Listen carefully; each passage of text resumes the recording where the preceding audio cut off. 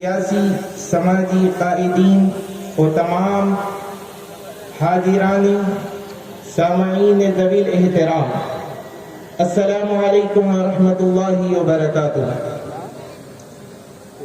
پس وہ نور پاک رب العالمین پیدا ہوئی، مبدأ کونین و ختم المرسلین پیدا ہوئی، جان عالم قبلہ اہل یقین پیدا ہوئی، شکر ایزد رحمت للعالمین پیدا ہوئی، دھوم تھی عالم میں خورشید کرم طالع ہوا، ہاں کریں تعظیم اب نور قدم طالع ہوا، اور نثار تیری چہل پہل پر ہزاروں عیدیں ربیع الاول، سوائے ابلیس کے جہاں میں سبھی تو خوشیاں منا رہی ہیں۔ استاد محترم نجم المحدثین، آخر کے مربی مشفق استاد محترم کا ایک بصیرت افروز کتاب ہمیں سماعت کرنا ہے۔ اس سے قبل کہ آگے بڑھوں، آپ تمام کو دل کی عمیق گہرائیوں کے ساتھ عید میلاد النبی صلی اللہ علیہ وسلم کی مبارکباد پیش کرتا ہوں۔ عزیزان محترم، بزرگوں اور دوستوں، نبی کریم صلی اللہ علیہ وسلم کی آمد کہ 14 صدیاں مکمل ہو گئی، لیکن آج بھی ہم دیکھتے ہیں کہ جب ماہ ربیع النور کا ہلال چاند نظر آتا ہے تو خود بخود شہر محبوب نگر کو دلہن کی طرح سجا دیا جاتا ہے، ہمارے گھروں کو مزین کیا جاتا ہے، گھروں کی حالت تبدیل ہو جاتی ہے، صاف ستھرائی کا انتظام کیا جاتا ہے، گھروں میں محافل میلاد کا منعقد کیا جاتا ہے، نعتیہ محافل کا انعقاد عمل میں لایا جاتا ہے، اور نہ صرف گھر، عبادت گاہیں، مساجد، بلکہ شہر محبوب نگر کی ہر گلی کو دلہن کی طرح سجا دیا گیا۔ آخر ایک سوال ذہن میں پیدا ہوتا ہے، یہ دھوم کس لیے کی جا رہی ہے؟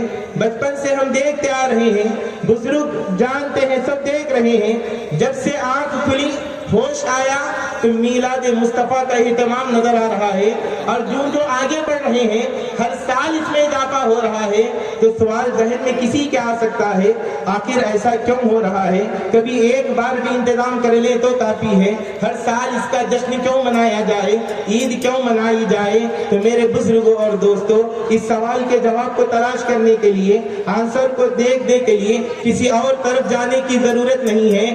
آؤ چلتے ہیں شیخ الاسلام کی بارگاہ میں، رخ کرتے ہیں بارگاہ مصطفیٰ سے، جن کو ہماری تربیت کے لیے، ہمارے عقائد کی حفاظت کے لیے، ہمارے سینوں میں سنیت اور عشق محبت کو بھرنے کے لیے، اضافے کے لیے جن کو بھیجا گیا، وہ ذات امام انوار اللہ فاروقی علیہ رحمت رضوان کی ہے۔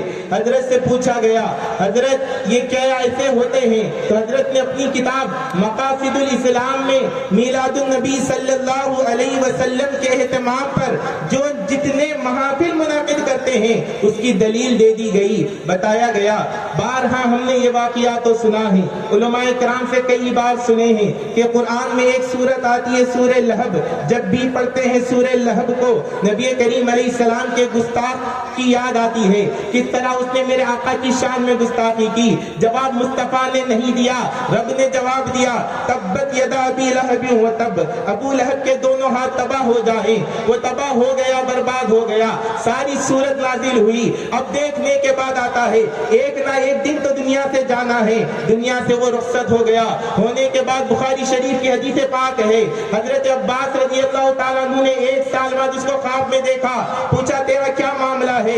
کہنے لگا جب سے مرا ہوں عذاب میں مبتلا ہوں، لیکن جب پیر کا دن آتا ہے، نارے جہنم، جہاں صرف عذاب ہی عذاب نظر آتا ہے، عذاب میں اضافہ ہی اضافہ ہوتا ہے، کمی نہیں ہوتی، ایسے عذاب کے مقام پر بھی مجھے پیر کے دن کمی کر دی جا رہی ہے۔ وجہ کیا ہے؟ دریافت کیا ہے؟ تو کہتا ہے میری باندی سویبا نے جب مجھے یہ خبر دی کہ محمد حضرت عبداللہ کے گھر ایک ہمارے بھتیجے کی آمد ہوئی ہے، تو بھتیجے کی خوشی میں میں نے اپنی باندی کو آزاد کر دیا۔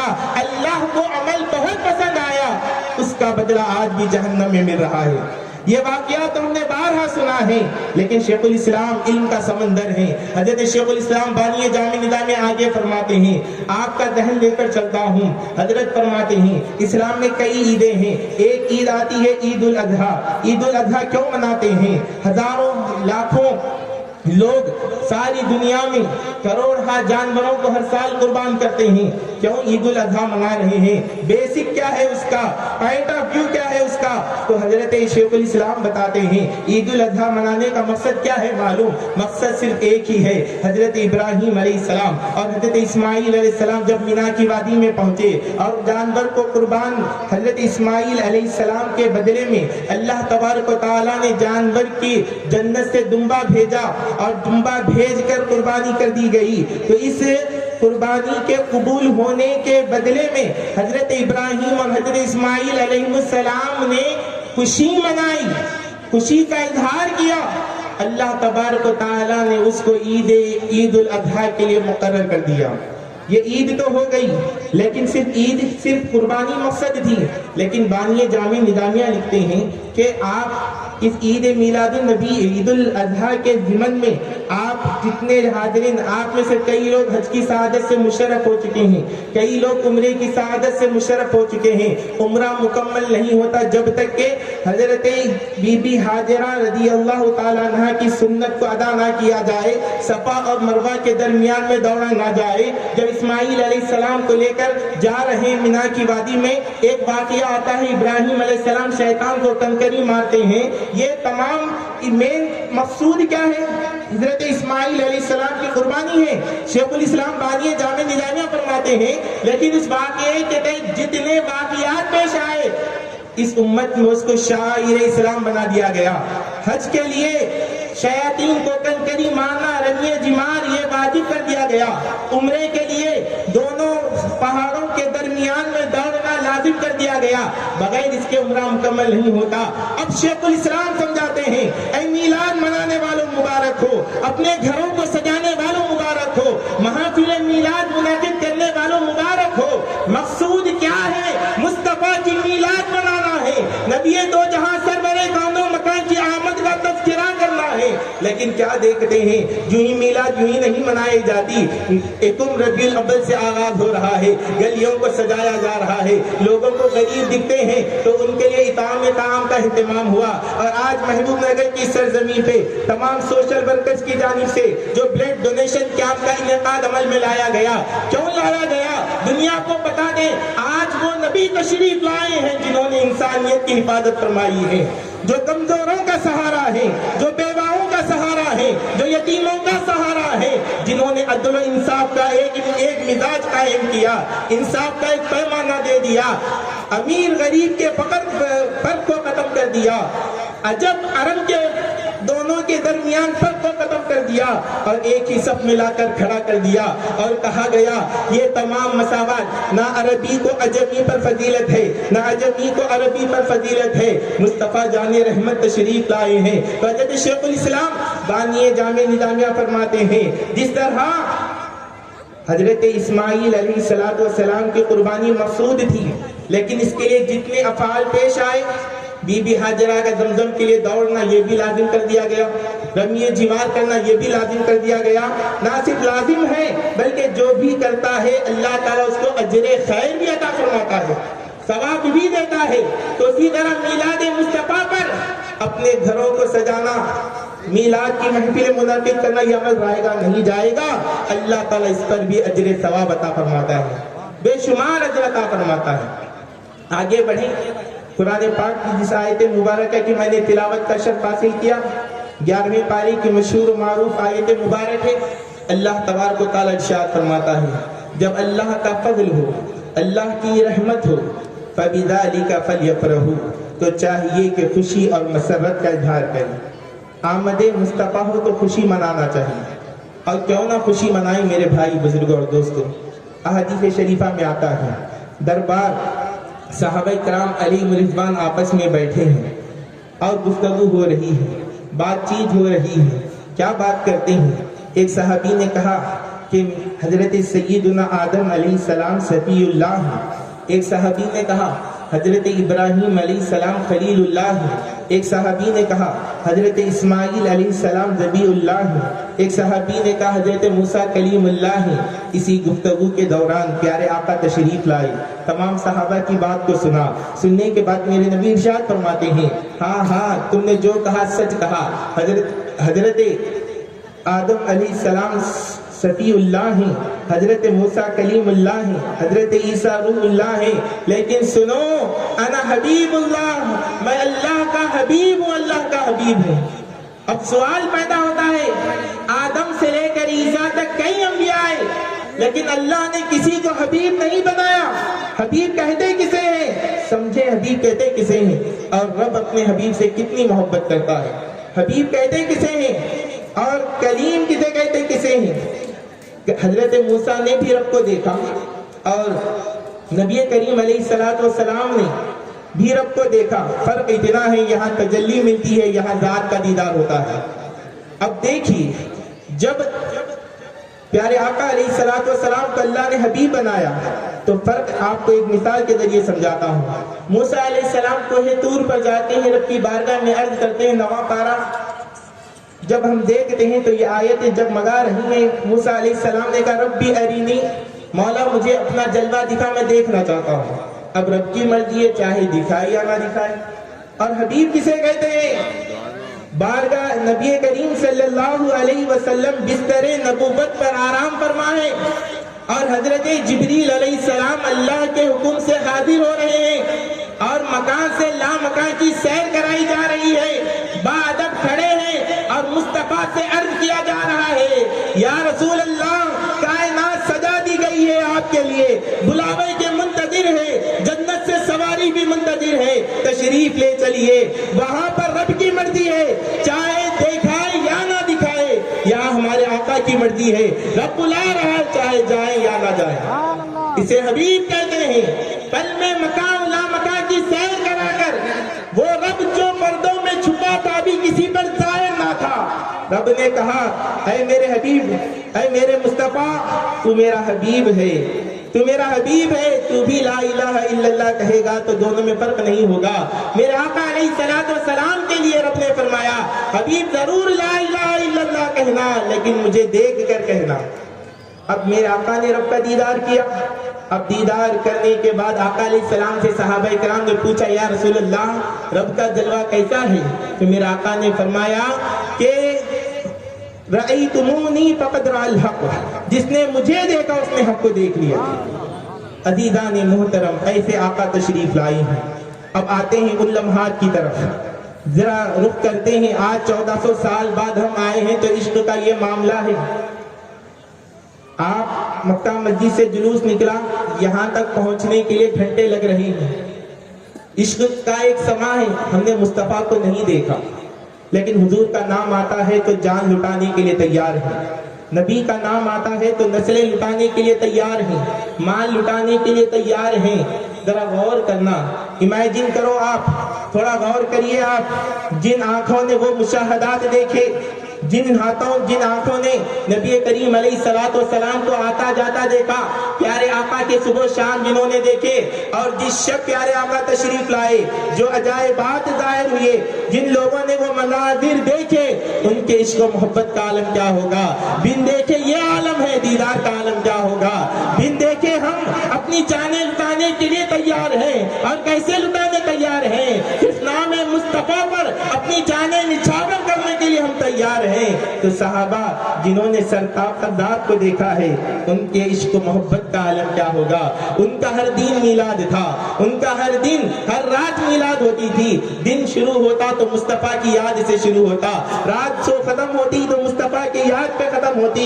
24 گھنٹے نبی نبی کہہ کر زندگی گزار دی، نہ صرف خود عشق رسول میں گزر گئے بلکہ اپنے بچوں کے سینوں میں نبی کی محبت کو ڈال دیا اور کہا اے بچوں سنو، یہ عشق ہے، یہ محبت ہے، یہ نبی کی محبت ہے۔ جب تک تمہارے سینوں میں سرور کون و مکان کی محبت ہے، کسی قوم میں طاقت نہیں کہ تمہیں پیچھے کر سکے۔ اور جس دن تمہارے سینوں میں نبی کی محبت، ادب، عشق رسول کا واسطہ جو ہے رابطہ کمزور ہو جائے گا، تم کئی مصیبتوں کے شکار ہو جاؤ گے۔ تو عزیزان محترم، بزرگوں اور دوستوں، نبی کریم صلی اللہ علیہ وسلم کی آمد یہ نعمت عظمیٰ ہے، اور رب کا قانون ہے خوشی اور مسرت کا اظہار کرنا ہے۔ چلو اس رات کی طرف چلتے ہیں۔ حضرت بی بی آمنہ رضی اللہ تعالیٰ عنہ فرماتی ہیں نبی کریم صلی اللہ علیہ وسلم کی آمد ہونے والی ہے۔ جب بھی کوئی خاتون ماں کے درجے پر پہنچتی ہے تو 9 مہینے کا عرصہ بڑا تکلیف دہ ہوتا ہے، لیکن بی بی آمنہ فرماتی ہیں جب میرے آقا میرے اندر تشریف لائے تو ایسا کوئی معاملہ نہیں۔ وہ لوگوں کے بوجھ دور کرنے والے ہیں، وہ اپنی ماں کو مشقت میں کیسے ڈالیں گے؟ پیارے آقا علیہ الصلوۃ والسلام کو کبھی یہ معلوم، بی بی آمنہ تو یہ معلوم بھی نہیں ہوا کہ وہ ماں بننے والی ہے، تو معلوم کیسے ہوا؟ انبیاء کرام خواب میں تشریف لاتے اور مبارکبادی دیتے، اے آمنہ مبارک ہو، تم سرور کون و مکان کی والدہ بننے کا شرف تمہیں ملا ہے۔ نبی مختار صلی اللہ علیہ وسلم تمہارے اندر جلوگر ہوئے ہیں۔ اب وہ لمحات قریب آئے، رجب کا مہینہ تھا، شب جمعہ تھی، نبی کریم صلی اللہ علیہ وسلم کا نور مصطفیٰ حضرت بی بی آمنہ رضی اللہ تعالیٰ عنہ میں منتقل ہوتا ہے۔ شکم مادری میں جب پیارے آقا کی آمد ہوئی تو آپ سیرت کی کتابوں کا مطالعہ کریں تو یہ درس ہمیں ملتا ہے۔ خصائص کبریٰ، مواہب لدنیہ میں اور دیگر کتب میں، اور مقاصد الاسلام حضرت شیخ الاسلام کی بانی جامع نظامیہ کی کتاب مقاصد الاسلام میں یہ درس ہمیں ملتا ہے۔ وہ لمحات کا ایک نقشہ بتایا جاتا ہے، تصور کرایا جاتا ہے، غور کرو کیسے وہ مبارک پاکیزہ لمحات تھے۔ نبی کریم صلی اللہ علیہ وسلم جب مادر اپنی امی جان کے شکم میں آتے ہیں، بی بی آمنہ رضی اللہ تعالیٰ عنہ فرماتی ہیں کہ جو مہینے گزرتے وقت ولادت قریب آتے گیا، راستہ چلتی ہوں تو راستے میں پتھر آتا ہے تو موم کی طرح نرم ہو رہا ہے۔ اب وہ مبارک رات آئی اور جس شب میں وہ نور منتقل ہوا، مشرق سے لے کر مغرب تک تمام جانور ایک دوسرے کو مبارکبادیاں دینے لگے، مبارک ہو پیارے آقا تشریف لانے والے ہیں، نبی دو جہاں سرور کون و مکان کی آمد ہونے والی ہے۔ اب ایک دوسرے کو مبارکبادیاں ہو رہی ہیں اور وہ رات قریب آئی جس رات پیارے آقا تشریف لانے والے ہیں۔ تو بی بی آمنہ رضی اللہ تعالیٰ عنہ فرماتی ہیں، کیا کیا قول فرماتی ہیں، ایمان منور ہو جاتا ہے، دل مزین ہو جاتا ہے۔ بی بی آمنہ فرماتی ہیں میں نے دیکھا کہ تمام مکے کی سرزمین سے لے کر اپنے گھر میں بند کمرے میں بیٹھ کر اضاءت قصور الشام کہ مجھے شام کے محلات نظر آنے لگے۔ کون سی روشنی تھی میرے بھائی؟ وہ آخر وہ کون سی روشنی تھی جو مکے کی سرزمین سے لے کر سیریا تک کا تمام فاصلہ نظر آنے لگا؟ وہ کون سی لائٹ تھی؟ تو ظاہر سی بات ہے وہ دنیا کی لائٹ نہیں تھی، دنیا کی روشنی نہیں تھی۔ اس نور کو سمجھنے کے لیے ہماری عقلیں قاصر ہیں، عقلیں سمجھ نہیں سکتی۔ نہ صرف بی بی آمنہ مشاہدہ کرتی ہیں بلکہ کتب حدیث میں جہاں میلاد کے واقعات آتے ہیں، کئی مکے کی خواتین نے وہ مناظر دیکھے کہ آپ فرماتی ہیں، حضرت عثمان بن ابو العاص رضی اللہ تعالیٰ عنہ کی والدہ فرماتی ہیں کہ جس شب میرے آقا تشریف لائے میں کیا دیکھتی ہوں کہ مکے کی سرزمین پہ ہر ایک چیز جگمگا رہی ہے۔ صبح صادق کا وقت ہے، فجر کی اذان ہوتی ہے تو اندھیرا رہتا ہے، اجالا نہیں ہوتا، لیکن اس اندھیرے میں ہر چیز جگمگا رہی ہے، چمک رہی، نظر آ رہی ہے۔ اور اتنا ہی نہیں، جب میں نے نظر اوپر کی تو کیا دیکھتی ہوں کہ جو تارے ہیں وہ زمین کے اتنے قریب ہو گئے کہ ایسے محسوس ہو رہا تھا کہ کئی تارے زمین پر گر نہ جائیں۔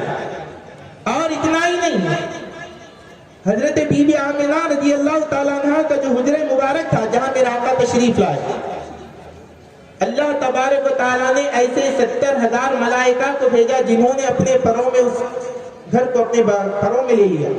نور ہی نور چھا گیا، سما بدل گیا، پورا منظر پورا بدل گیا۔ حضرت عبد المطلب خانہ کعبہ میں ہی کعبۃ اللہ جھوم رہا ہے، 3 دن تک بشت میں ہے، کعبۃ اللہ جھوم رہا ہے اور گنگنانے لگا کہ وہ نبی تشریف لائے ہیں جنہوں نے مجھے بتوں سے پاک کر کر توحید کا مرکز بنائیں گے، لوگ بندوں کو رب سے ملائیں گے۔ ہر طرف شور مچا ہوا ہے، نبی مختار کی آمد ہے، سرور کون و مکان کی آمد ہے، سید الابرار کی آمد ہے۔ نبی کریم علیہ السلام تشریف لا رہے ہیں اور آپ کی خدمت کے لیے حضرت آسیہ اور حضرت بی بی مریم کو بھیجا گیا۔ اب پیارے آقا تشریف لا رہے ہیں تو کس شان سے تشریف لاتے ہیں؟ بی بی آمنہ فرماتی ہیں جب پیارے آقا تشریف لائے، بچہ جب ماں کے شکم سے نکلتا ہے تو بچے کے جسم پر خون، نجاست، گندگی ہوتی ہے، لیکن حضور تشریف لائے تو بالکل پاک و شفاف پیدا ہوئی۔ پیارے آقا کے جسم مبارک پر کوئی آلائش نہیں تھی، ہر چیز پاک و شفاف تھی، یہاں تک کہ نبی کریم صلی اللہ علیہ وسلم ختنہ کیے ہوئے ناف بریدہ پیدا ہوا، ناف مبارک کٹی ہوئی تھی۔ کیا درس مل رہا ہے؟ اور ایک اشارہ آپ کو دیتا ہوں، بی بی آمنہ رضی اللہ تعالیٰ عنہ نے وقت ولادت جو صرف ملک شام کا ذکر کیوں کیا اور ملک شام کے محلات ہی کیوں دیکھے؟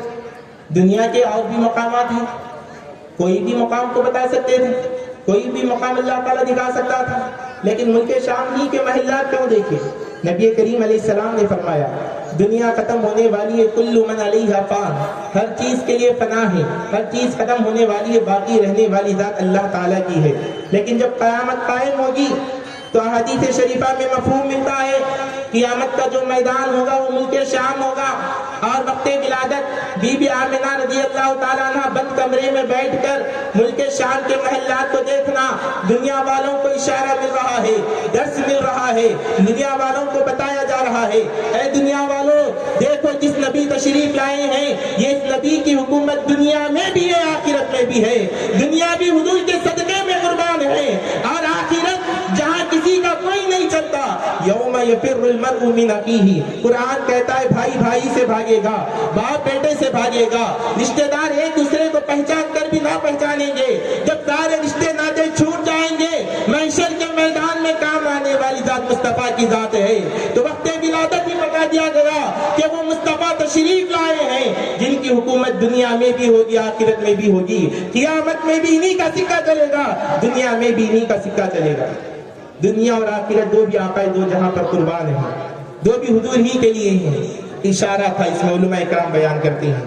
اور اتنا ہی نہیں، نبی کریم علیہ السلام ایک سواری پر سوار ہو کر جا رہی ہوں، رئیس المنافقین عبداللہ بن ابی وہاں پر موجود تھا، جانور نے پیشاب کیا، پیشاب کی جو بو آتی ہے تو اپنی ناک چڑھانے لگا، اور ظاہر سی بات ہے پیشاب میں بو ہی ہوتی ہے، لیکن وہاں ایک عاشق رسول تھے، عبداللہ بن رواحہ رضی اللہ تعالیٰ عنہ تھے، انہوں نے کہا ارے بدبخت، یہ نجاست، یہ گندگی تو تیرے سینے میں ہے، تیری زبان میں ہے، تیری عقل میں ہے، مصطفیٰ جس جانور پر سوار ہو جائے وہ جانور کا پیشاب بھی ہمارے نزدیک مشک و عنبر سے بہتر ہے۔